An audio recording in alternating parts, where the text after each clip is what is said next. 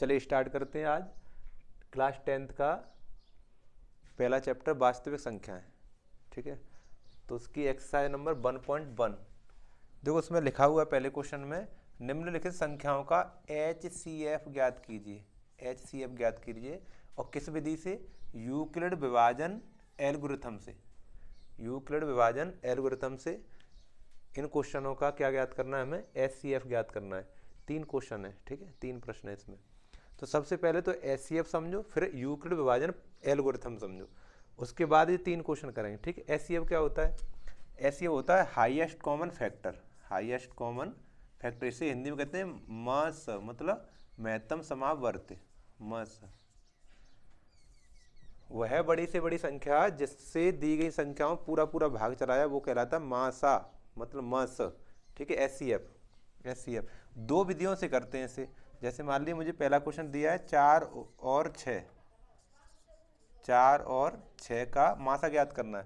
तो 4 के फैक्टर कर लिए जाए ऐसे करके, कितने से भाग जाए? 2 गुणा 2, और 6 के फैक्टर कर लिए जाए 2 गुणा 3। तो इसका जो HCF होगा वो कॉमन फैक्टर होगा जो दोनों मैच कर रहा हो, जो दोनों मैच कर रहा है, तो इसका आंसर 2 होगा। इसका आंसर क्या होगा? 2। ठीक है, एक विधि तो ये है, इस तरह से करते हैं। एक मैंने बहुत छोटी संख्या ली है, ठीक है, समझाने के लिए, और एक भाग विधि भी है। छोटी संख्या से बड़ी संख्या में भाग करना है, इस तरह से छोटी संख्या से बड़ी संख्या में भाग करना।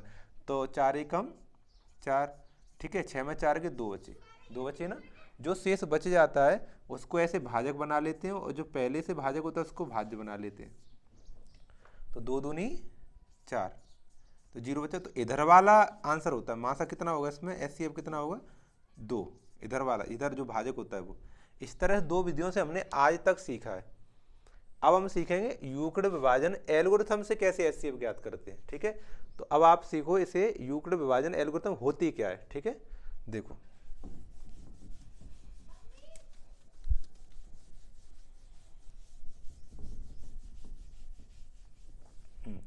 अब हम सीखें यूक्लिड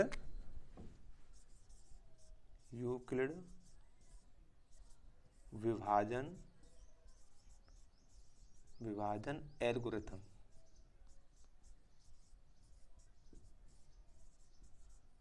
देखो ध्यान से समझो, हम तुम जब भाग करते हैं ना तो उसमें पार्ट्स होते हैं कुछ। देखो कौन कौन से पार्ट्स होते हैं, समझो इन्हें।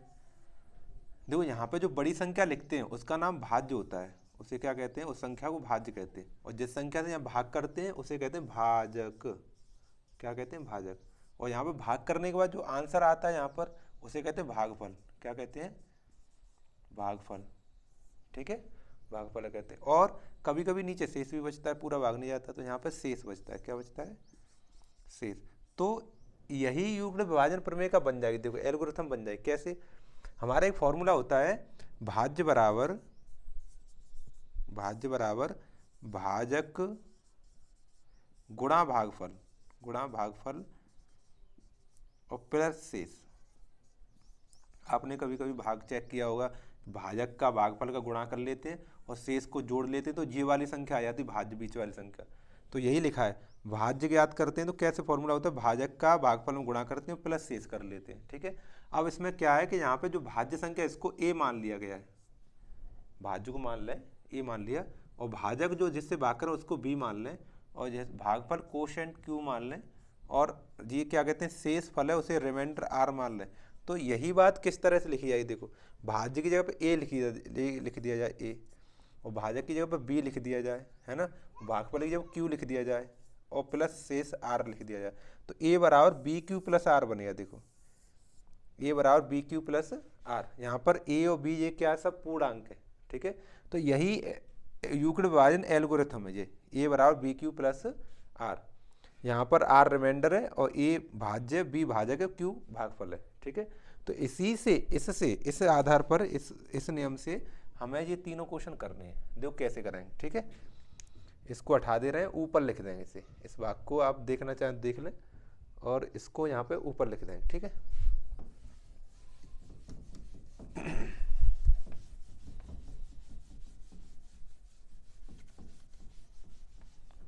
जो ऐसे आई थी हमारी यूक्लिड विभाजन एल्गोरिथम, A बराबर BQ प्लस R। ठीक है, इस तरह से आई थी। अब देखो पहला क्वेश्चन करके दिखाता हूँ मैं आपको। पहला क्वेश्चन है क्वेश्चन नंबर फर्स्ट है 135 और 225, 135 और 225, इसका हमें क्या ज्ञात करना है, यूक्लिड विभाजन एल्गोरिथम से एससीएफ ज्ञात करना है। तो पहले देखो आपने जो भाग विधि से सीखा था ना, तो इसे रफ पेज पर, ये रफ कार्य है, रफ वर्क है ये, ठीक है, रफ पेज पर आप इसे कर लेंगे तो बड़े आसानी से ये सवाल हो जाएगा। देखो इसे 135 से छोटी संख्या से हमेशा बड़ी संख्या में भाग करते हैं, हमेशा छोटी संख्या से बड़ी संख्या में, ठीक है, करेंगे 135 एकम 135 135 दूनी 270, आगे निकल जाएगा। तो एक बार करेंगे 135 एकम 135, घटाएंगे, 0 बचा, यहाँ 9 बचा, इधर 0 बचा, 90 बचा। जो बचता है वो मैंने बताया था अभी कि क्या बना लेते हैं, शेष को भाजक बना लेते हैं, और जो पहले से जो भाजक होता है उसे भाज्य बना लेते हैं ऐसे, ठीक है, भाज्य बना लेते हैं। तो अब 90 का भाग फिर 135 में करेंगे, है ना, तो 90 एकम 90, घटाएंगे, देखो इधर 5 बचा और 13 में से 9 के 4 बचे, 45 बचे। जो शेष बचता है नियम वही रहता है, इसको तो भाजक बना लेते हैं, और ये जो पहले से भाजक होता है इसे भाज्य बना लेते हैं, ठीक है। फिर भाग करें 45 से, 45 दूनी 90, ठीक है ना।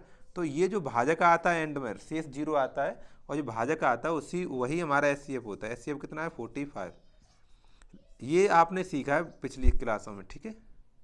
इसको विभाजन भाग विधि कहते हैं, लंबी विभाजन विधि कहते हैं, ठीक है। अब यही एचसीएफ, ये एचसीएफ तुम्हें यूक्लिड विभाजन एल्गोरिथम से करना है। इसकी सहायता, इस रफ पेज पर करने के बाद इसकी सहायता लेके देखो कैसे। इसमें बड़ी संख्या कौन सी, 225, 225 बड़ी, 135 छोटी है, ठीक है। तो जो बड़ी संख्या उसको ए मानेंगे भाज्य, बताया था अभी, बड़ी संख्या बीच में होती है वो ए होती है भाज्य, और इधर साइड में लिखी थी बाईं ओर भाजक बी, उत्तर लिखा था कोशेंट क्यू, और रिमाइंडर आर। तो यहाँ बड़ी संख्या को ए मानेंगे, ए बराबर 225, और छोटी वाली को बी मानेंगे, ठीक है। माना ए बराबर 225 और बी बराबर 135, ठीक है। अब देखो, अब लगाएं यूक्लिड विभाजन एल्गोरिथम से। अब लिखेंगे यूक्लिड विभाजन एल्गोरिथम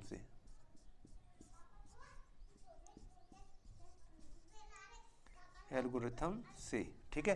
क्या होती है देखो, अपनी होती है ए बराबर बी क्यू प्लस आर। ए की वैल्यू लगाओ, ए की वैल्यू 225, 225, देखो ए का मान कितना है यहाँ पर 225, है ना।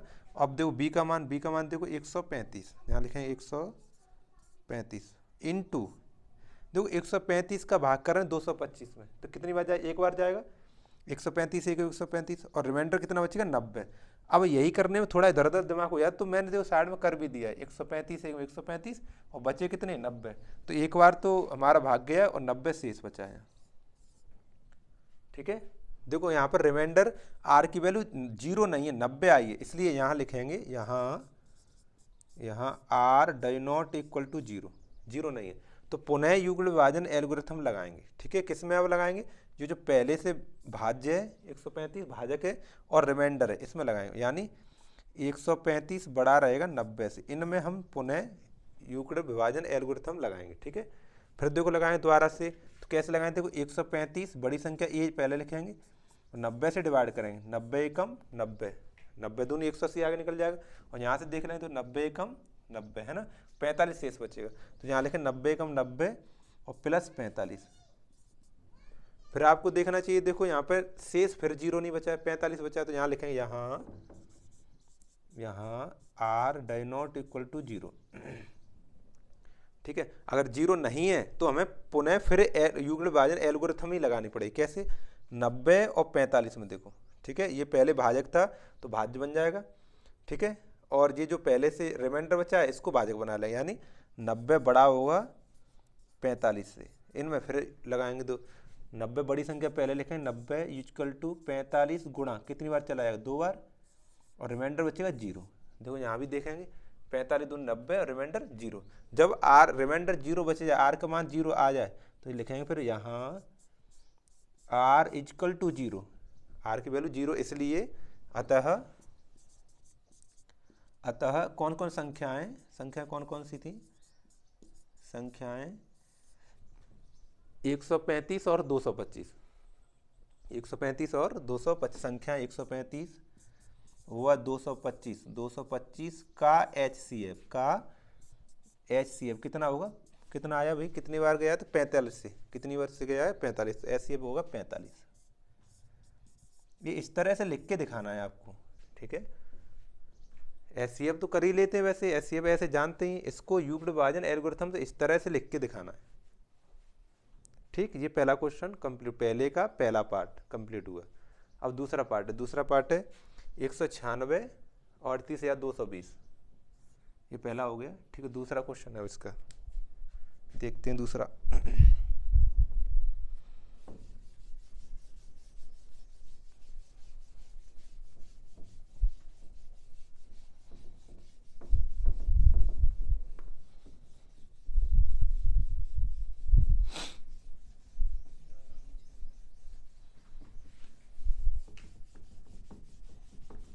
चलो देखते हैं दूसरा पार्ट।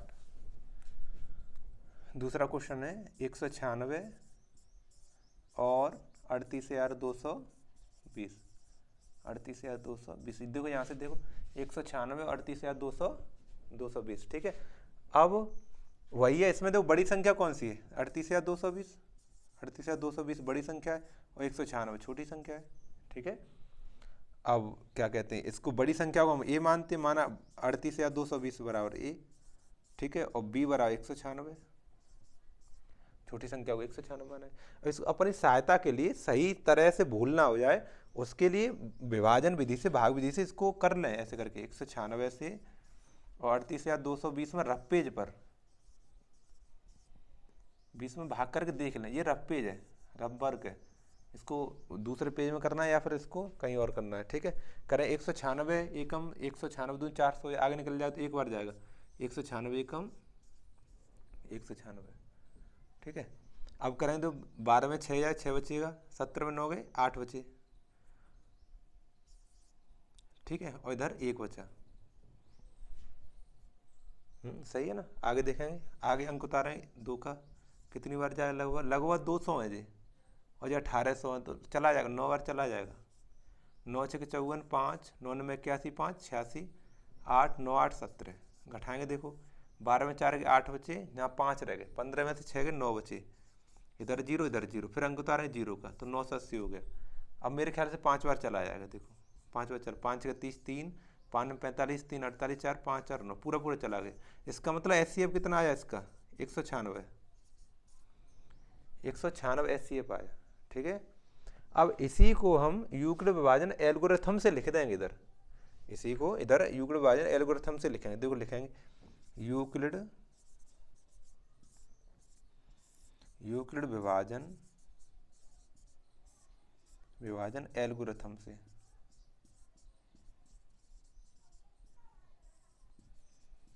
क्या होती है अपनी, ए बराबर बी क्यू प्लस आर, ए बराबर बी क्यू प्लस आर। देखो ए का मान लिखेंगे 38,220, 38,220 बराबर बी लगाएंगे, बी की वैल्यू 196, 196 गुणा, तो 196 से कितनी बार भाग करेंगे 38,220 के आसपास पहुंच जाए या पूरा पूरा चला है, तो इसमें तो पूरा पूरा चला गया 195 बार, तभी तो इससे फायदा साइड में करने से, 195 बार पूरा पूरा चला गया और रिमाइंडर बचा है 0, देखो रिमाइंडर ये 0 बचा है, ये 0, ठीक है। जब रिमाइंडर 0 ही आ गया, आर यहाँ पर आर 0 आ गया, तो यही फिर उत्तर माना जाएगा, आर इक्वल टू 0 है, तो इसलिए ये जो 196 से डिवाइड किया है यही HCF होगा। अतः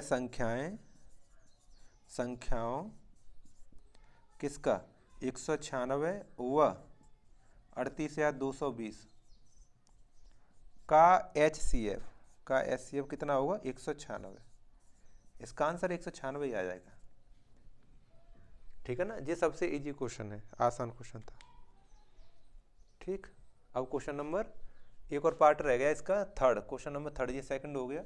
अब क्वेश्चन नंबर थर्ड 867 और 255, ठीक है, इसे चलो इरेज करते हैं।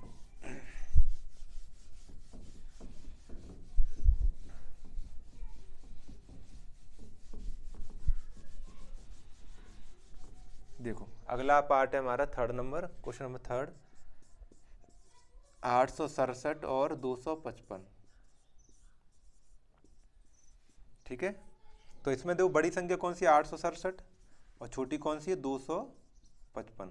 तो मानेंगे, माना ए बराबर, ए का मान मानेंगे 867 और बी बराबर 225। बड़ी संख्या को ए मानते हैं भाज्य और छोटी को बी मानते हैं भाजक। ठीक है, तो इसको यूक्लिड विभाजन एल्गोरिथम से लिखने से पहले इसको साइड में कर लो, रफ पेज पर कर लें तो बड़े आसानी से लिख जाएगा, फिर गलती होने के चांस बहुत कम है। छोटी संख्या है 225 से 255 से, सॉरी 255 से हम डिवाइड करें 867 में। ठीक है, तो लगभग 250 में तो 3 बार चला जाएगा, है ना, 3 बार चला जाएगा लगभग। तो 5 15, तो 5 15 16, 3 6 1 7, घटाएंगे देखो यहाँ पे 2 बचा, यहाँ 0 1, 102 बचा, है ना, 102 बच गया। इसको ऐसे इस तरह से डिवाइड फिर करेंगे, 255 लिखेंगे ना, तो कितनी बार चला जाएगा, 2 बार, 204 हो जाएंगे, है ना, 2 बार चला जाएगा। हाँ सही है, 2 बार चला जाएगा, 204। ठीक है, 2 घटाएंगे, यहाँ पे 1 बचा, यहाँ 5 बचा, 51। 51 को फिर भाजक बना लेंगे इस तरह से, 51 को फिर भाजक बना लेंगे और 102 में डिवाइड करेंगे। 51 दूनी 102। ठीक है, यहाँ पे कितना HCF आया 51। ठीक है, 51। इसी को अब हम किस में लिखें, यूक्लिड विभाजन एल्गोरिथम से लिखेंगे। यूक्लिड विभाजन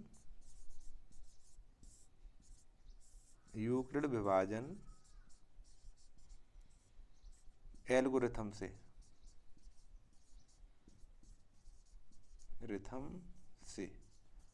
ठीक है, यूक्लिड विभाजन एल्गोरिथम से। ठीक है ना, देखो करें क्या होती है अपनी, ए बराबर बी क्यू प्लस आर। ए का मान लगाएं कितना 867 और बी का मान 255 गुणा कितने बार डिवाइड करेंगे कि इसमें 867 के आसपास पहुंच जाए, यहाँ पर पूरा पूरा चला जाए। तो आसपास ही पहुंच रहा है, पूरा तो नहीं आ रहा, 3 बार देखो यहाँ पे देखेंगे 3 बार और शेष बच रहा है 102। तो 255 गुणा 3, 255 गुणा 3 और प्लस शेष कितना आया 102, 102 लिखेंगे। देखो यहाँ पे हम देख रहे हैं कि आर का मान 0 नहीं है ना, यहाँ r does not equal to 0। अगर 0 नहीं है तो फिर क्या करेंगे, तो पुनः इसमें यूक्लिड विभाजन एल्गोरिथम लगाएं। किस किस में, जो पहले भाजक था उसको तो भाज्य बना लें और ये रिमाइंडर बचा इसको भाजक बना लें, यानी इसमें 255 बड़ा रहेगा 102 से। ठीक है, 255 बड़ा रहेगा 102, तो पुनः लगाएंगे। कैसे लगाएंगे, 255 यहाँ लिखेंगे इस तरह से, 255 इक्वल टू 102 से डिवाइड करेंगे, कितनी बार जाएगा देखो इसमें 102 दूनी 204, 2 बार, है ना, 51 शेष बचेगा। तो गुणा 2 और प्लस 51। ठीक है, 51 शेष बचा। तो यहाँ देखो आर की वैल्यू फिर 0 नहीं, तो लिखेंगे यहाँ पर, यहाँ r does not equal to 0 नहीं है। अगर 0 नहीं है तो पहले जो भाजक था उसको भाज्य बना के और रिमाइंडर उसको भाजक बना ले, पुनः यूक्लिड विभाजन एल्गोरिथम लगाएंगे। 102 बड़ा माना जाएगा इसमें है और 51 से। ठीक है, तो अब फिर करेंगे इसको, कैसे लिखेंगे, 102 यहाँ लिखेंगे, 102 बराबर 51 से करेंगे तो कितनी बार गया था देखो, 51 दूनी 102, 2 बार पूरा पूरा चला गया। ठीक है, तो 2 बार पूरा पूरा चला गया डिवाइड, और शेष कितना बचा 0। देखो यहाँ पर आर का मान देख पा रहे हैं आप 0 आ गया, आर का मान कितना आ गया 0। तो लिखेंगे यहाँ पर, यहाँ आर इक्वल टू 0। अगर आर का मान 0 आ जाए तो जिस संख्या से आप डिवाइड कर रहे हैं भाजक है वही आंसर होगा। इन संख्याओं का HCF कितना होगा 51। लिखेंगे संख्या कितनी 867 से 255 तथा अतः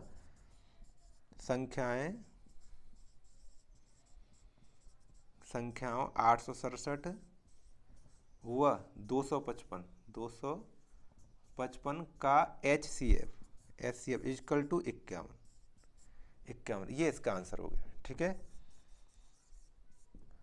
देखो ये जो मैथ सीरीज है ये क्या कहते हैं NCERT बेस्ड चल रही है। ये जो 10th क्लास का मैथ है पार्ट वाइज बना रहे हैं और क्या है NCERT बेस्ड है।